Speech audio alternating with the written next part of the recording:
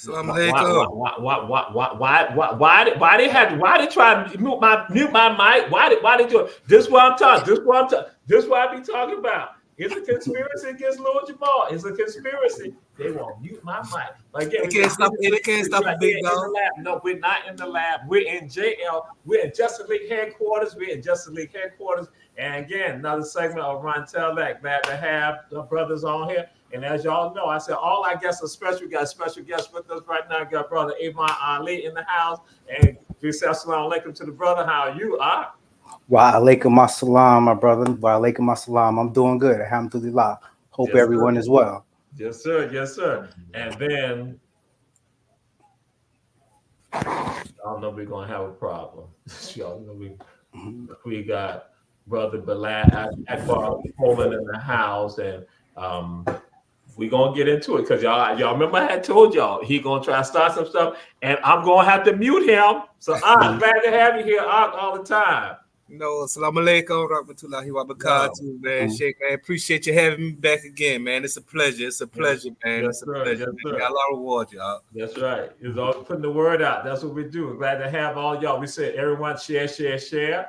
And again, Ron Tell That. And so, Brother Yvonne, I'm let you know this, how we do this on Ron Tell That. Because, now unless Brother Bilal want to add some other stuff in, because, he back again, but this is what we're going to do. Who are you? I'm Avon Ali. I'm tech and management consultant out the Savannah, Georgia area. Lived all around, been in Atlanta, out in Florida, but, I've been a majority of my time here in the South in Savannah, Georgia. All right. That's my Sahaba, y'all. Yeah, I met Brother Bilal at the mosque after I got here in Savannah. Been a great brother to me. Likewise, Habibi, likewise. Mm-hmm. Yeah, but outside of that, all about Islam. I was frozen. You ain't had to say that, Bilal. Yeah. You ain't had to say that because y'all already say his Sahaba. That's his companion. He gonna try to take over. Okay, we okay. You know what? I'm about to break, but Sahaba meaning we gonna put it in street terms. That's my partner. That's my brother. That's my home man to the end, man. Yeah. Yes, sir. That's what it's about.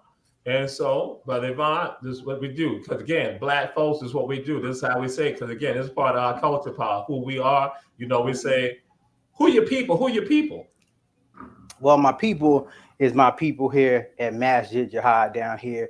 I'm in Savannah. I have people everywhere. In terms of my close people, a lot of them are in the Savannah area now. Connections out in New York and in Atlanta. So, if you know me out there, assalamu alaikum. All right. Yes, indeed. And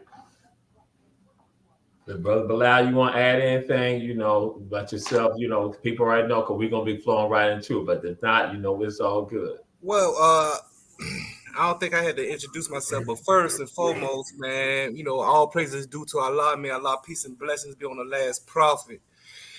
And all those who follow the path of righteousness to the last day, say Ameen to that.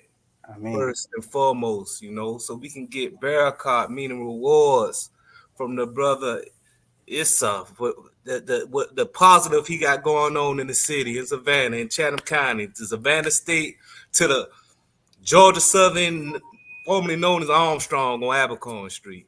So, big shout out to you, man. All the hard work you done and put in for the city, man, and everything, man. Everything from the tours to the educations to the Gullah Geechee, the South Carolina, the Chatham County, the Savannah, the Brunswick, the Glenn County, the Jekyll and all that. The whole coastal empire.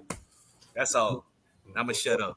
We say alhamdulillah, we say shukran, we give him so much high. And what's so crazy is that now I was on Hilton Head just earlier dealing with some issues over there right now for our people over there. So yeah, we have to be right there, let the folks know, because again, that's what we're going to say. And that comes from us. And we're going to get into this with regard to the deen. We tell folks like this, we see injustice, we should remove the injustice with our hands. With our hands. And if we can't do it with our hands, then we supposed to speak out against it. Speak out on it. In the weakest of faith, just a disagree in your heart. So my thing, in your heart. if I got the feet, I got the hands, and I got the mouth, then I got a job I got to be doing. So that's the beauty about us and our telephones. That's what the deal is. So yeah, so that's what we're going to be talking about. We're going to be talking about the thing. We're going to be talking the way of life, and we're going to be getting into that. And so, but we want people to Brother Yvonne to do what we're going to find out. We're going to find out from you who inspires you, what inspires you. Who inspires me and what inspires me? Interesting question. In terms of what inspires me, it's the people around me. Of course, like my brother Bilal. When I came into the religion and I came into the deen, I came in around that COVID time. So at that time, of course, the masjid, the mosque is shut down, and I'm left to my own knowledge, and in Islam, you need help. You got to have brotherhood. You know what I'm saying? It's a community, So eventually, after the masjid opened back up, I connected with this brother. I didn't even know him. Him and I just started talking one day, and it's been up ever since. So helping the reverts, helping a lot of the Muslims who come into the deen is important to me. I meet a lot of the brothers who just coming home. I meet a lot of brothers who just came into the religion, and I'm a bridge to them, because I understand a lot of where they came from. So in terms of the inspiration is the Muslims. It's the Muslims. Who, in terms of who, it's many. So who is the many Muslims here, and what is helping people in the deen. Mashallah, mashallah. Yes, sir. Yes, indeed. Yes, indeed. All right. So the last question before we jump into this conversation, last question is this. What song or songs give you that that when you hear that song, like, it take you to another level? Like, what song or songs, give you that give you that feeling? Songs that give you that songs that give you that feeling. I've tried to cut back on the music in these days now, but I'm a early 2000s kid. So, of course, that Many Men by 50 Cent, back then. Yeah. I can hear that any day. I can hear it in the gym, and I'm ready to go, Yeah. All right. Yes, sir. Many Men by 50 Cent. Yes, indeed. That's it.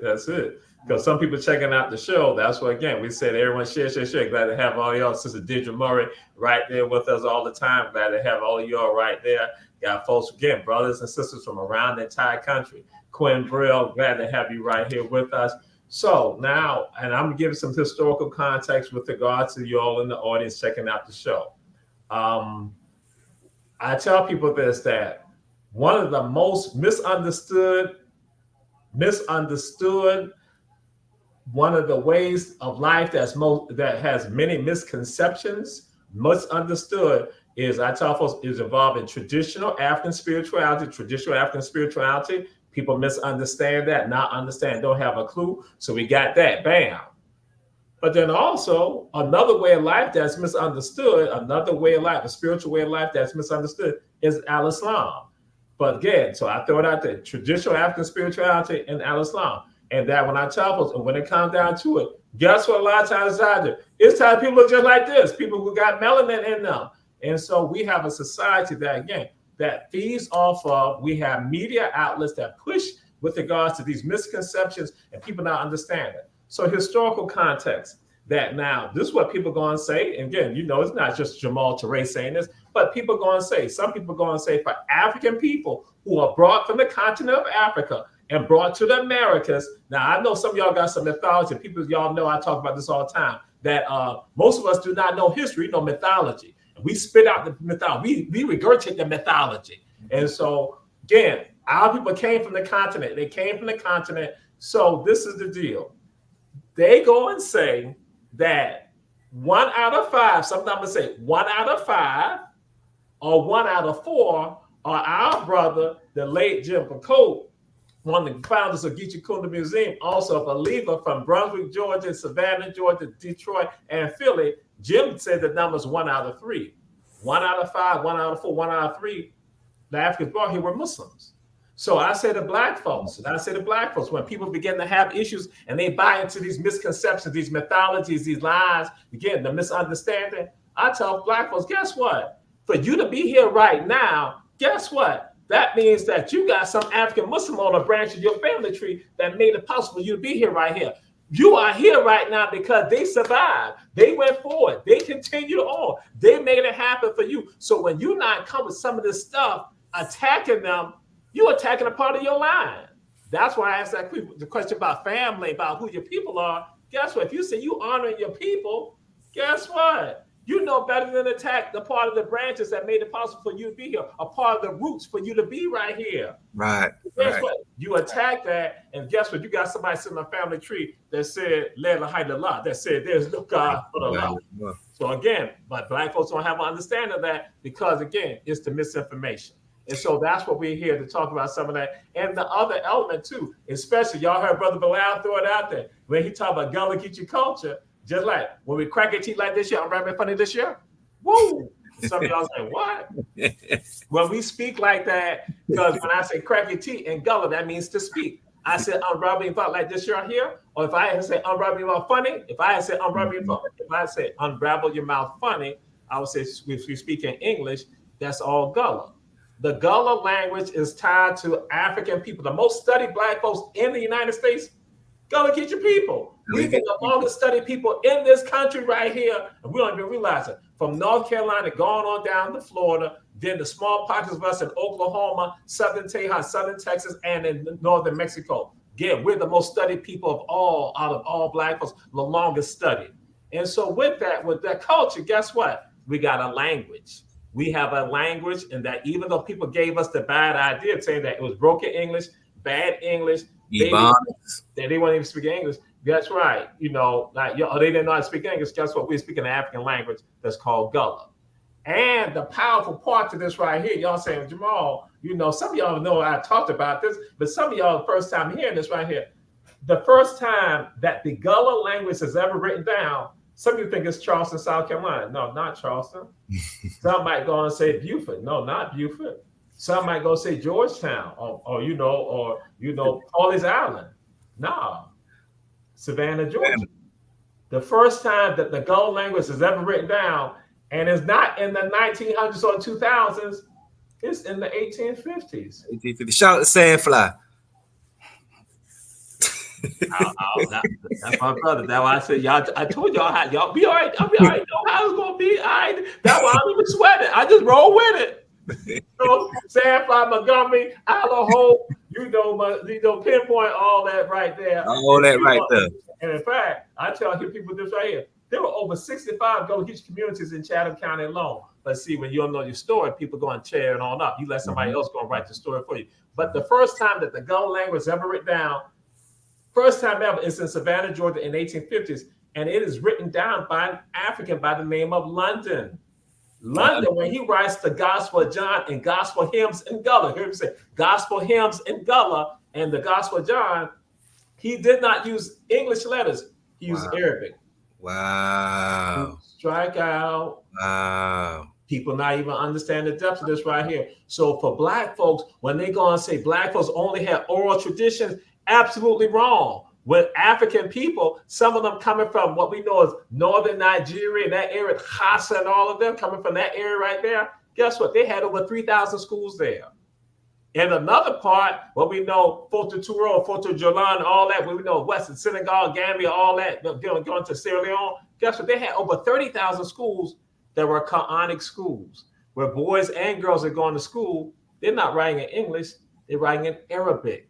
So when they brought across the water, they don't lose the ability to write. And so guess what? We ain't got to say we some oral people. We are literate people too, because something they come over here writing. And so that's why Gullah, the first time it's ever written down, is written down by an African who was Muslim, he may have gone and became, a Nazarene, an Ansar, become Christian, because that's experience right here. Because they did. Omar Ibn Said did it. So guess what? That goes to show you the ties and the connections. But guess what? When you let somebody else come in your head, they were going to tear it up. And the last thing I'm going to say on this right here, y'all know I got an African proverb. I create my own African proverb that I say, a mosquito will not teach an elephant to be an elephant. A mosquito will teach an elephant to be a mosquito. And here go elephants walking around here thinking they're mosquitoes, thinking something wrong with them. They're abnormal, not understanding their power and their glory, their majesty. So I'm going to throw it out here to you, Brother Bilal. What does Al-Islam mean to you? What does the deen mean to you? Well, the deen mean to me, it's a way of life, first and foremost. It's Allah. It's Allah's religion. It's the deen means way of life in American terms, religion. Anything could be a person religion. Television, sports, anything could be a person religion. It's what you give the most time to. Now, we all know that every religion is named after a man. It's man-made, except Al-Islam. Allah says in the Quran, now I name your way of life Al-Islam. So this is how I know for a fact that this is the truth. This is the hope. This is the truth. Islam changed my life completely. And I'm still got tons of work to do, right? But I want to give out. I want people like non-Muslims, even Muslims that's born Muslims. All us is born on the fifth or natural incline to Islam, but it's Allah says it's your environment that make you a Jew, a Christian, or a Sabian, right?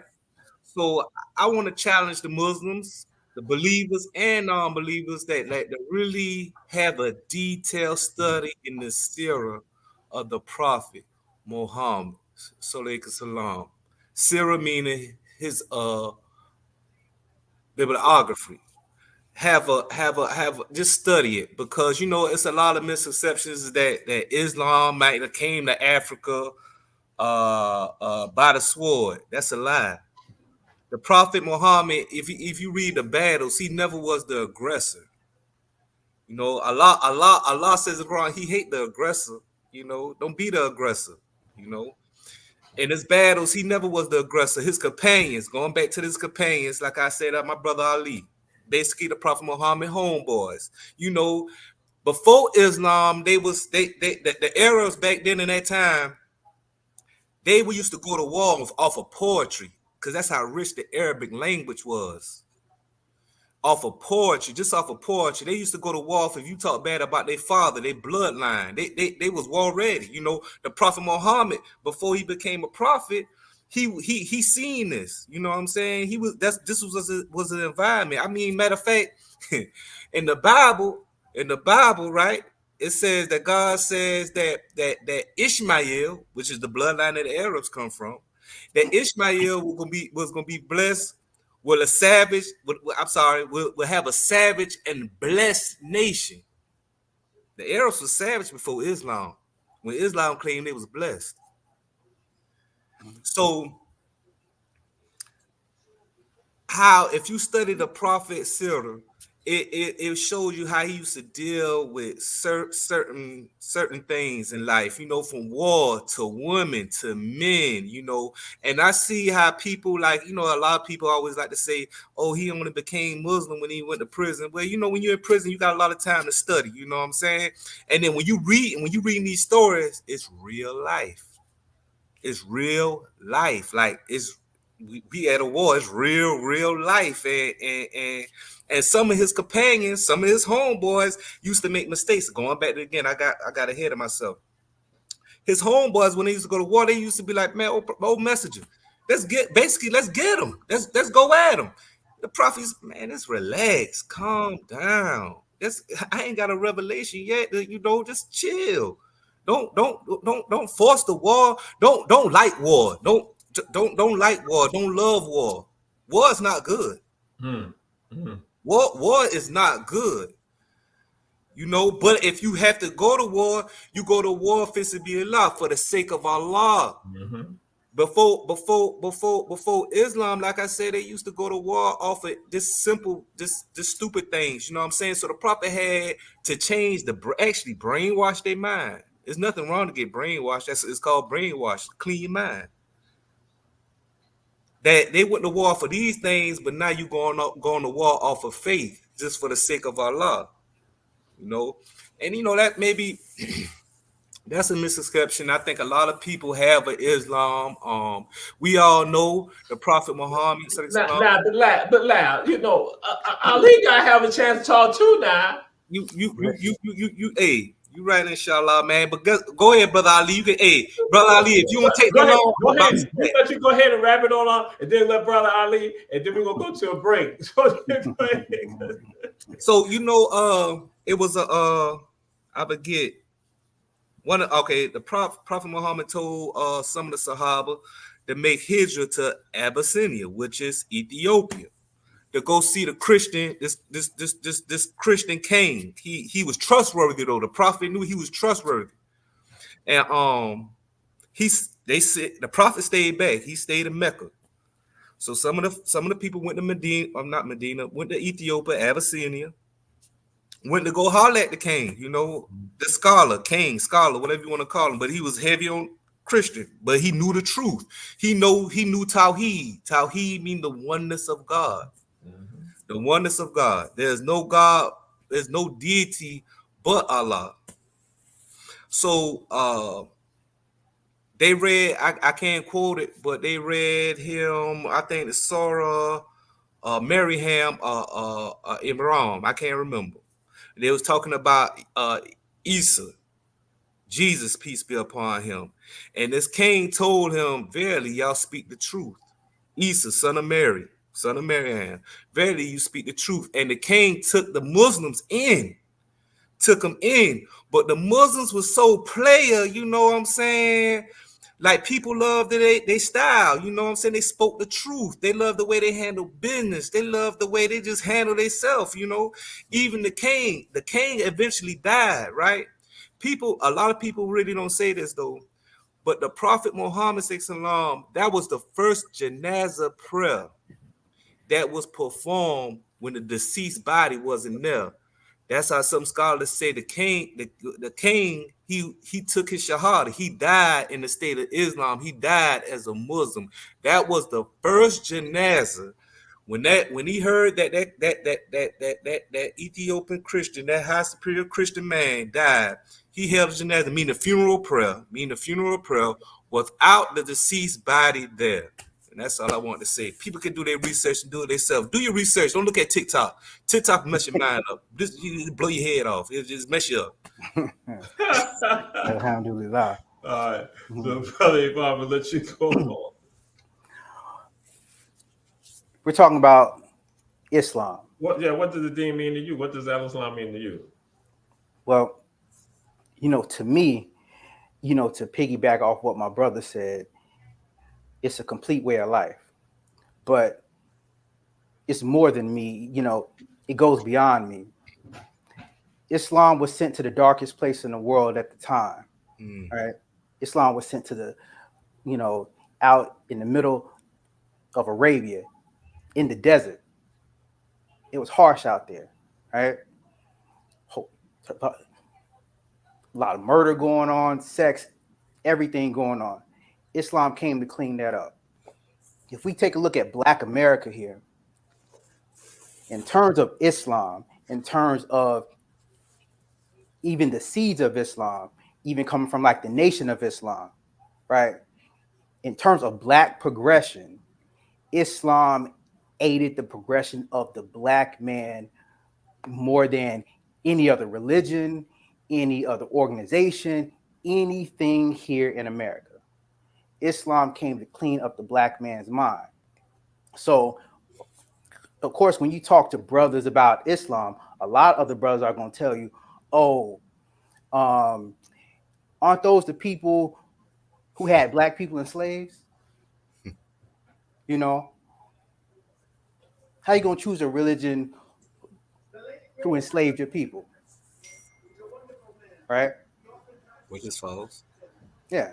But even if we go with that, even if we take that, who cares how Islam came to you? Who cares how you received it? It was a gift. It was a gift. In that noble book, the Quran, Allah's words, he tells you many times, if you can produce a book that's more true, please produce it. If there's any words that's more true, please bring them forth. And for 1,500 years, almost 1,500 years, hadn't anybody been able to do it. Mm. So, when we talk about the ills of community, the ills of society, the ills of a person, Islam cleans that up. So it's a way of life. It's how the brother said, it's how to deal with women, how to deal with your family, how to deal with laws. Islam is a complete system. It's not a religion. It's a system. It's a complete system. It's a way of life. All right. So Islam is more than something personal. Islam is everything. Alhamdulillah. Can I say something real quick? Let me clean this up for my brother. Let me clean this up. Islam, and because it probably go over somebody head, but Islam did not enslave nobody. That's pre-Islamic. Islam came to free slaves. Hmm. If you commit adultery, Allah say free a slave. It came to free slaves, not put in people into slavery. Bilal was the Ethiopian slave of an Arab, but he was Muslim. And Abu Bakr, the Prophet Muhammad, right-hand man, he had that money. He got wind of how this Arab, a non-Muslim, a pagan Arab, a Bedouin Arab, was treating Bilal. He went. He said, how much you want for Bilal? He gave him a number. Abu Bakr paid it. The dude said something, but I can't even believe you paid for him like this amount of money. He said if you would have went up on the price, I would have still gave you the money. And Bilal again, he was from Ethiopia. He was the first caller, the caller of prayer. He was the Prophet Muhammad sallallahu treasurer. It was an incident. It was a story because the Arabs, again, Islam, because this is a new way of life for them also. I forget one of the companions' name, but he said something racist to Bilal, and it messed Bilal up. Bilal went to the Prophet and told him. The Prophet checked the other brother, right? The other brother went and crying because it's the Prophet talking to you now. Like, man, you're handling your business wrong. You know what I'm saying? So he went back to Bilal, apologized. He put his face on the hot sand and told Bilal to step on his face. Bilal said, man, get up, brother. They hugged, kissed each other. MashaAllah, that was it. Alhamdulillah. That's all. But I ain't hugging him right now. Y'all know we gotta go to a commercial. That's why I had told y'all. See, we should go to a commercial. Mr. Producer. Mr. Producer.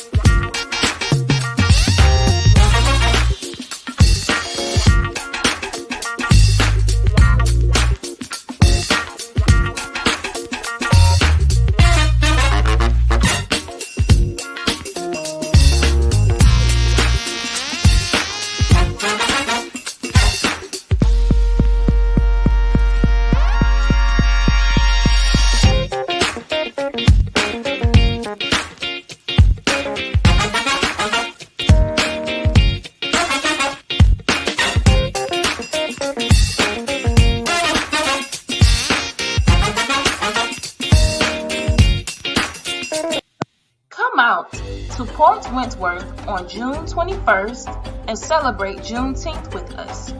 Bring the kids, your family, and your friends and enjoy a day of entertainment, history, culture, and fun.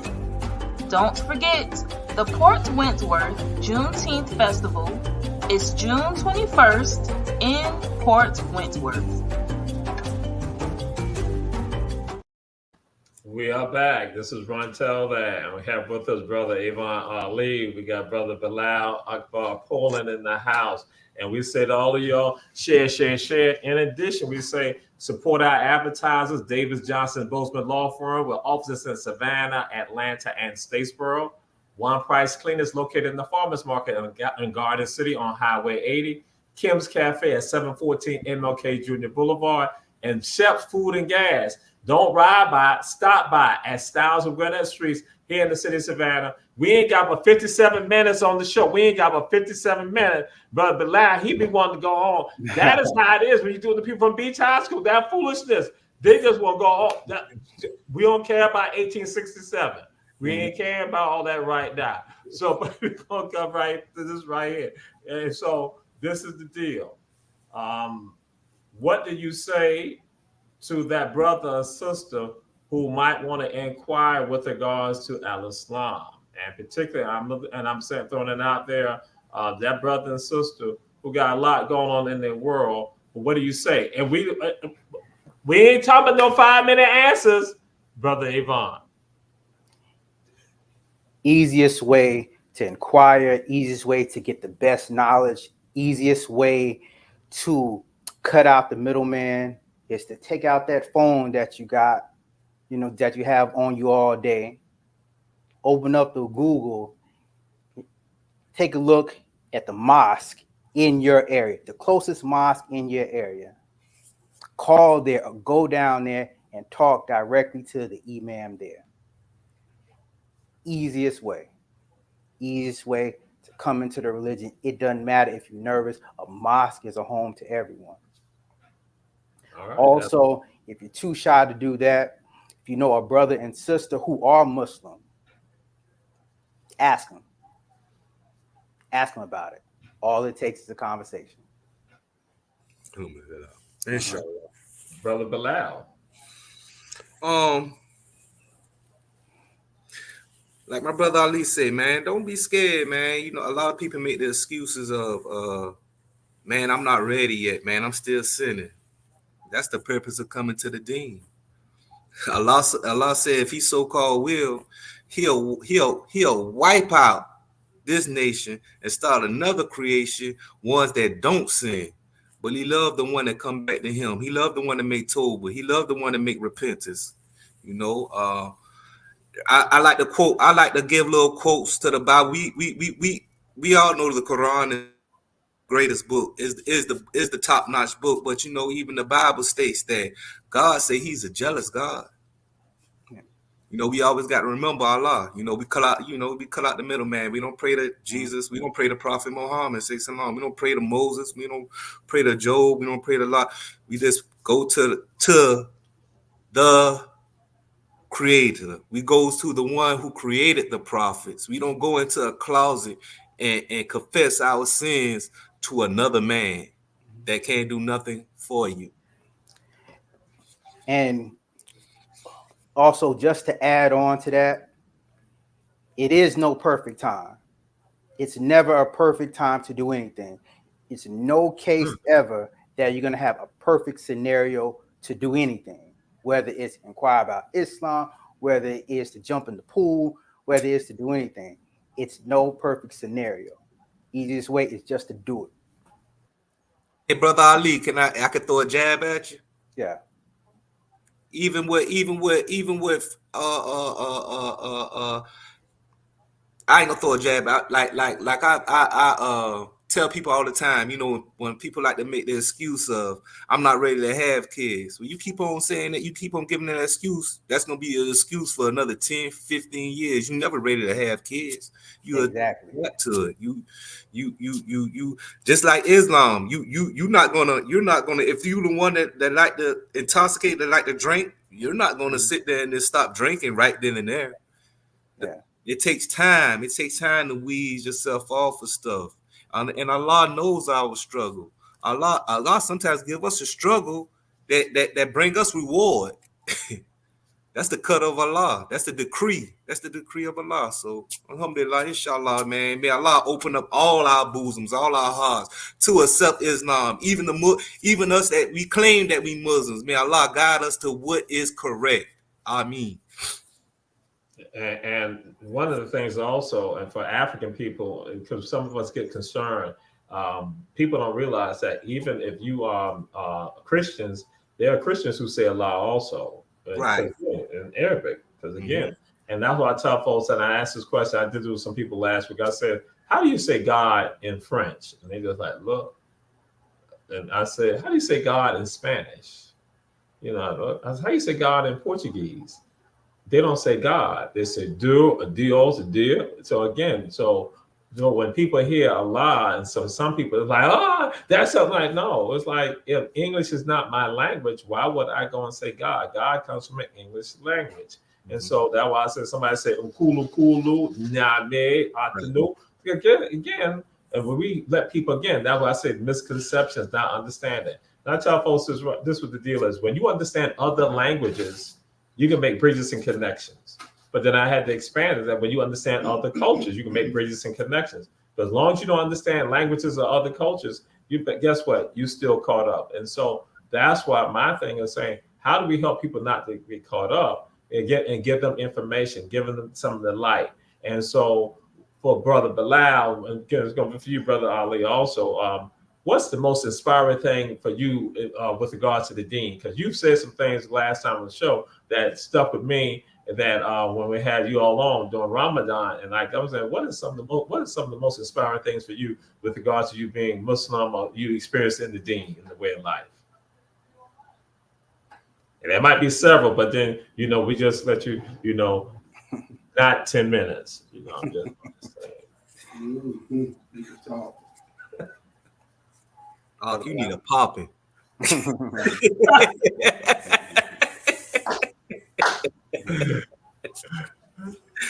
Alhamdulillah. So ball your court. Yeah, you know how I do that. I go one, then go to the other, start. Okay. Your court. Well, you know what? The deen inspires me every day, something new every day. Like I say, man, how do you handle situations, man? Brother Ali, I went through a situation the beginning of the year, and my companion here, he know what I'm talking about, and the brother, he was there for me, gave all positivity, man.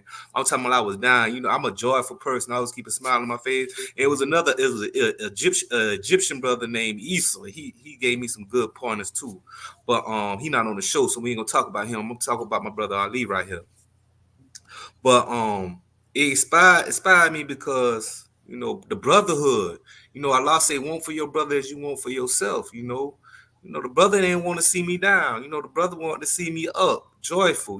He kept on saying, man, it's the cut of Allah. I could preach the cut of Allah all day, but the reminder benefits the believer because it's human nature. You get down. Your faith goes up and down, and that's why Allah say, be amongst the believers. Be amongst the believers, man. They give you good, sound advice. And the brother Ali, man, I'm talking about, and I never think. I'm thinking them right now, man. Like, man, bro, it's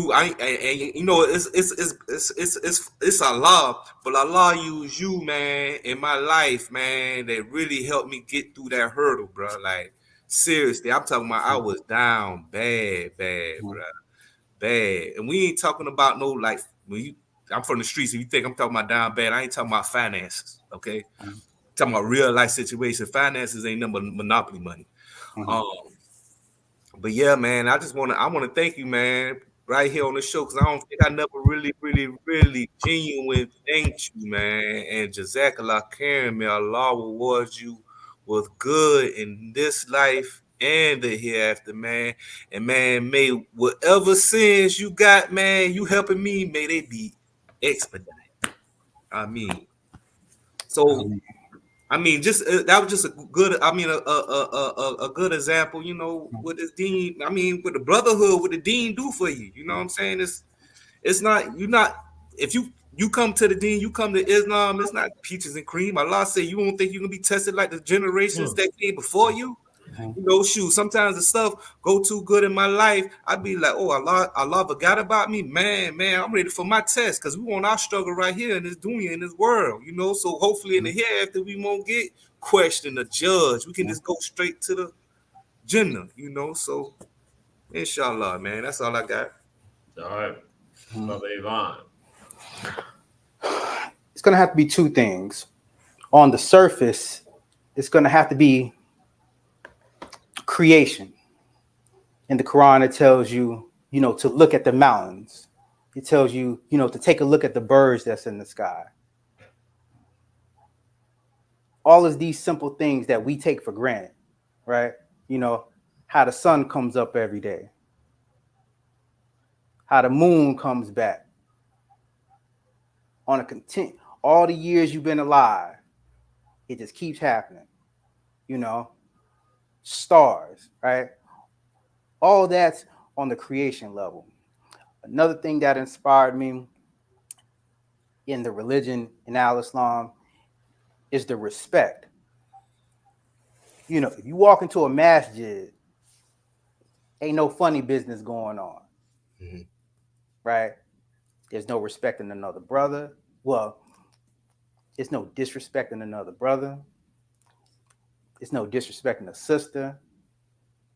You know, it's clean. And I can remember a time when I laid my eyes on this example of respect. It was a Jumu'ah Friday, crowded, you know, in the Jumu'ah, in the men's section, in the men's section. A man comes in, it's crowded, it's hot in there. A man comes in, has his little daughter, 2 years old. It's a daughter. He's with her. The men in this section moved, parted the whole way to give her space to sit and play in the masjid as it's crowded in there. You know? So, you know, the amount of respect that the people showed a man they didn't know, it inspired me, because I knew I would get that same respect, and I can give that same respect. All praise due to Allah. All right. So we got to go to our second set of commercials right now. Second set of commercials, you know, because, you know, Brother Bilal had dominated the first part. Oh, man, come on now, man. I think it was pretty equal, man. It was kind of balanced on the scales, man. All right. So we'll go to our second set of commercials, come back, and we're going to deal some more with our Brother Bilal, Brother Yvonne. We're here. Run tell that. So, yes.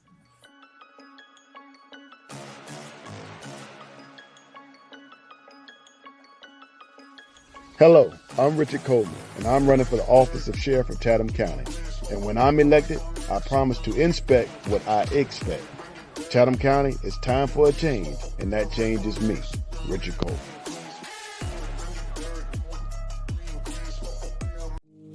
Transformative, that's what Sonya Jackson is. Creative, that's what Sonya Jackson is. Compassionate, that's what Sonya Jackson is. Leadership, that's what Sonya Jackson demonstrates. Dedicated, that's what Sonya Jackson is. In Chatham County, there's never been a tax commissioner like Sonya Jackson. She has made the office more accessible, more consistent, more convenient, and more service-friendly. Let's keep Sonya Jackson while she takes the tax commissioner's office to new heights. On May 21st, cast your vote for a great public servant.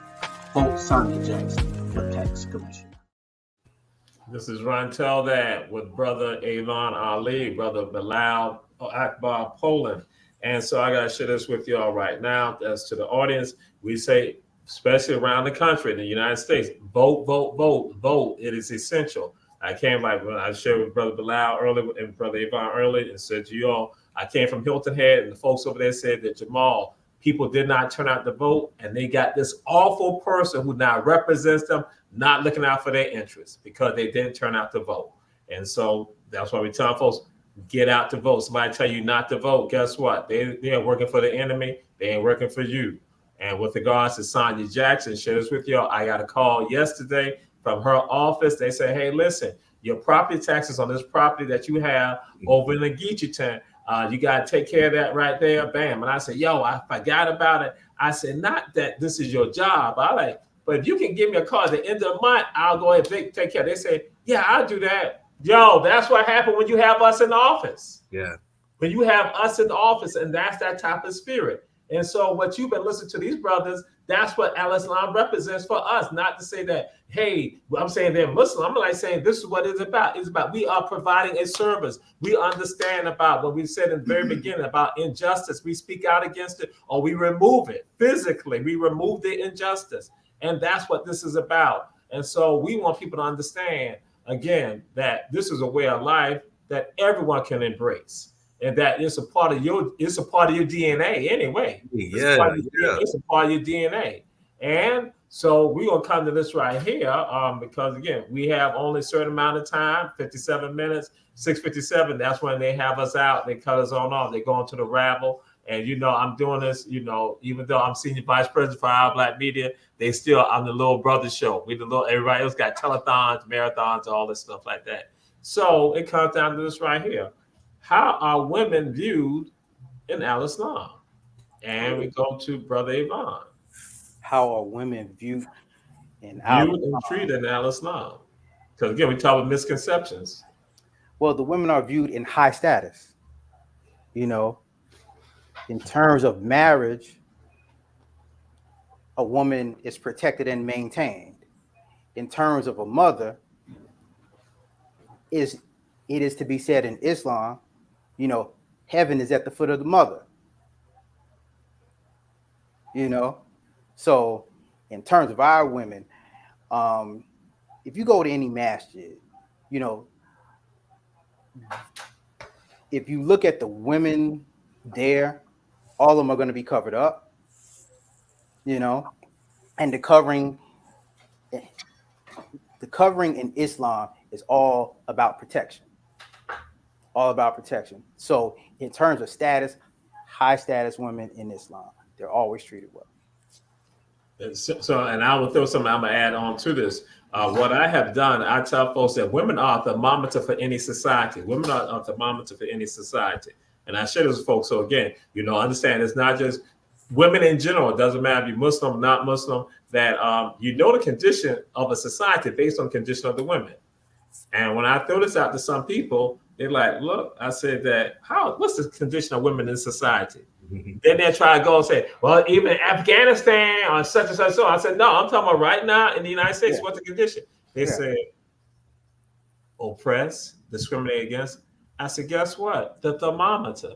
So if women are discriminated against, if they are oppressed, then that means the rest of us are oppressed also. Yeah. They are a thermometer for any society. If women are elevated, then that means you have an elevated society. Society is oppressive, women are oppressed, and guess what? The society is oppressive, and it impacts all of us. You could be an airman sitting in your apartment and get shot because of that oppression. That's why we got to speak out and stand up. And so, Brother Bilal, what's your perspective with regards to the status condition of women in Al-Islam?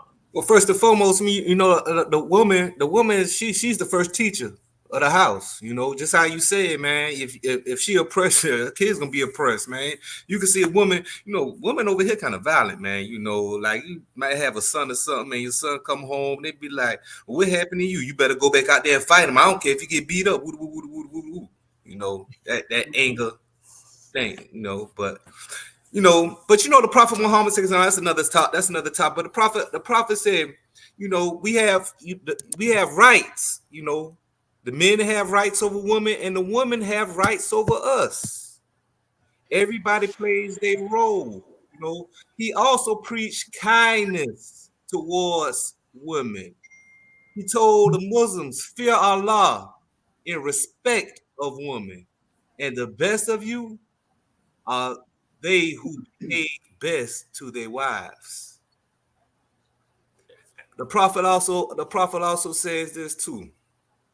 He said a woman is created like a bent rib. If you try to change it, you'll break her. Just let her be. Let it be. It may do it. Just let it be, man. But like I say, man, but that's another topic, rights of the husband, rights of the wife, and everybody know what lane they play, Everybody scratch each other back and everybody help each other. But first and foremost, we do it fisabilillah, for the sake of Allah subhanahu wa ta'ala. If we know first and foremost what we doing it for, we doing it for the sake of Allah, then everything else will fall in order, man. We'll know how to behave to one another, man. For a husband to behave to his wife, for a wife to behave to her husband, vice versa, man. But we got to love our women folks, man.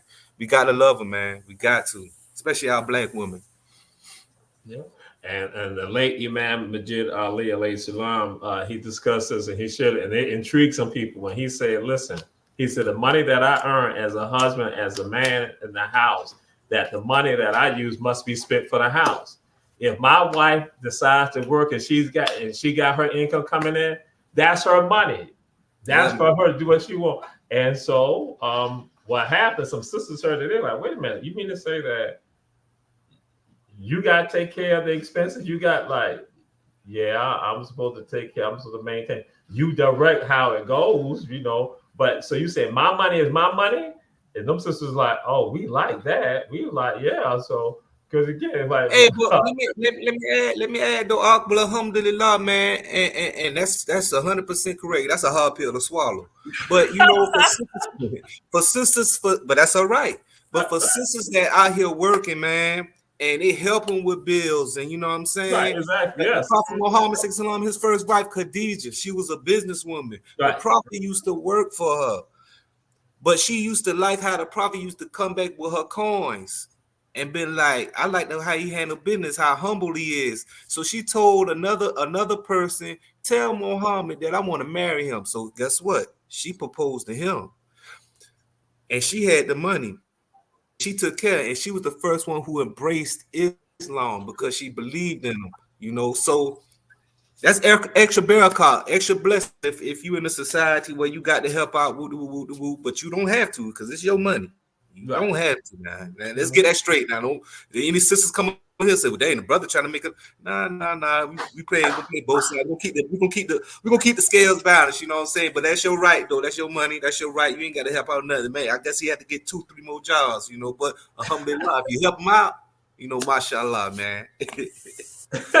Right. If it's something, and see again, and some people don't even realize that. That's when I say, hey, listen, that's a part of it.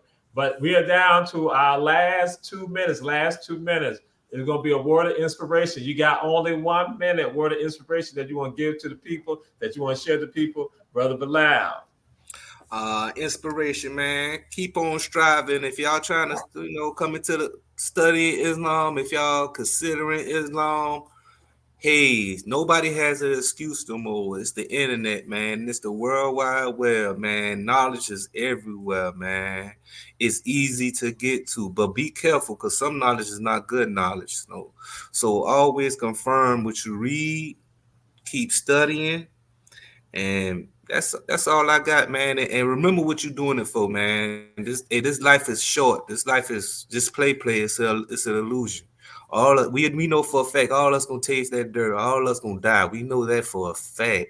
So why not try to live righteously, piously? Just try our best. Just try our best because it's an afterlife after this. Just like one. Give me 1 more minute. It's just like a person. If you can remember, but you can't if you was in your mother womb. If you could remember if you was in your mother womb, you getting bigger and bigger, and you thinking that everything is getting darker and darker. The walls getting tighter and tighter, darker and darker. And then all of a sudden, you probably might say, man, I'm about to die here. Then all of a sudden, boop, you come out your mama, it's full of light. That's another life right there. Alhamdulillah. All right. Whatever it is that you've been procrastinating with, you need to get up and do it now. And nobody is coming to save you. Nobody coming to save you. Nobody. Nobody's coming to save you. So if it's that project, if that new thing you're trying to start, whatever it is, start today. Mashallah. And in fact, I've shared this with people too. I said that, listen here, You want somebody else to be the Messiah? You be the Messiah. You be your own Messiah. You be the Messiah. Or You can be a Messiah. You're looking to be the Mahdi. You be the Mahdi. You the Majid. You be it. Don't look for other people. Don't let me be a part of it. Let me be a part of the change, as opposed to always want somebody else to be the hero and the shero. Like, no, because guess what? And the Haitian proverb is "Menapel she palu." Many hands make the load lighter. Many hands make the load lighter. So if there's a bunch of messiahs out there, guess what? We change the world. A bunch of Mahdi's out there, we change the world. Allah said, change yourself, then your family from the head. That's so right. Save yourself first, then your family from the hellfire. So it all boils down to you first. That's it. So, Brother Yvonne, we got the most important question that comes on this show right here. The most important question. I'm gonna throw it out there to you now. What is the best high school in Savannah, Chatham County, Georgia? What is the best high school in Savannah, Chatham County, Georgia? What's the best high school here? Okay, I didn't go to high school here, but I did drive the school bus here. I worked in the school system a little bit here. And if I just had to say, just from my eyes looking in, I'm gonna say Johnson High School, East Side. Alhamdulillah. Is Herschel B. Jenkins High School, HBJ, 1800 Eastern Rent Avenue. Oh my God! Shout out to everybody at Johnson High School. Johnson High. See, I missed it, man. I missed it. I'm sorry, I missed it, man. The music, it's a music cut on. It's from the sisters, Sister Kalina from Philadelphia, man. A Muslim up there in Philadelphia. She make good music, and my spot thing came on, so I had to mute it real quick. But hold up, what you say now? You said Jenkins. Herschel B. Jenkins High School, aka Heavens B. Jenkins High School, 800 Eastern Avenue. Man. West Side. Man. Straight up. Man. That's right. Warriors in the house. West Side, all that right there. And so we had our brothers on here. And so I'm going to do this right now. As Senior Vice President of Our Black Media, Bilal going to have his own show. Bilal going to have his own show. He's going to have his own show. I don't know if it's going to be bi-weekly, monthly, weekly, whatever. That's what's going to happen. But that's what's about. It's about to happen right now. He's going to have his own show. He going to have. Even the president was like, he need his own show. Oh man. So that's what's about to happen. Our Black Media and Bilal coming together. He's going to have his own show. Mashallah. Mashallah, holding it down for the Savannah Seaport. I'm a Savannian, So yes, Hawkins Street, Beach High School. Big shout out. I had to throw that out there. Thank you. Yeah, Allah reward you. This is why we ain't got freedom today. But again, we're going to have our brothers on with us. Just run, tell that. We said check out the other shows here on Our Black Media. We got the Rabble coming up next. Again, we got Brother Yvonne Ali, Brother Bilal Akbar Holland, who about to now have his own show on Our Black Media. I just can't wait. And I'm gonna come on there and I'm gonna act a fool because y'all know I like when I'm a guest on the show, I act worse than what I do right here. I can't wait. Habibi, but we're gonna get one thing corrected real quick before we end up fighting now. That's Pollin, Pollen, like the bad. I'm gonna tell you how my daddy said, like the bad stuff in the air. Oh yeah. I was checking out my man, other thing about yesterday. So our brother, Bilal Akbar Pollin in the house. So yeah. So again, his sister Katina, Katina.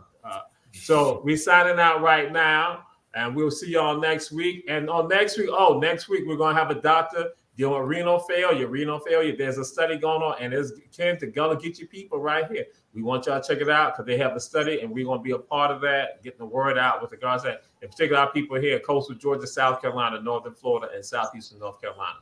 We sign out right now. Say assalamu alaikum. Assalamu alaikum. Peace and blessings. You're out of here.